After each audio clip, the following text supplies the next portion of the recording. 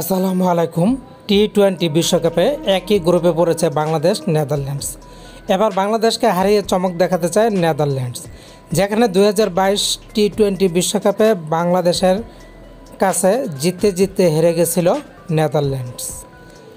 এছাড়া নেদারল্যান্ডস কিন্তু গত টি-20 বিশ্বকাপে শক্তিশালী দক্ষিণ আফ্রিকাকে হারিয়ে দিয়েছিল। সেই নেদারল্যান্ডস এবার আরও ভালো কিছু, নতুন কিছু করে দেখাতে চায়, যেখানে তারা 2022 বিশ্বকাপে শক্তিশালী দক্ষিণ আফ্রিকার বিপক্ষে জিতেছে, সেটা তাদের আরও মনস্তান্ত্রিকভাবে এগিয়ে রাখছে। একই গ্রুপে পড়েছে বাংলাদেশ, নেদারল্যান্ডস এবং দক্ষিণ আফ্রিকা। তাই তো বাংলাদেশ এবং দক্ষিণ আফ্রিকাকে পেয়ে খুবই খুশি নেদারল্যান্ডস। গত ওয়ানডে বিশ্বকাপে বাংলাদেশকে দবল দোলাই করে ছেড়ে দিয়েছিল নেদারল্যান্ডস।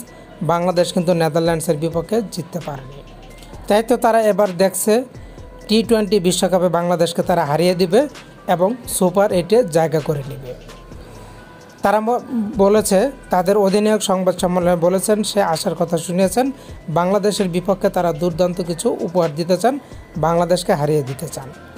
তার কথাটা ফেলে দেওয়ার মতো নয়, কারণ বাংলাদেশ বর্তমান যে পারফরম্যান্স, যে কোনো দলের বিপক্ষে বাংলাদেশে হারাটা এখন স্বাভাবিক।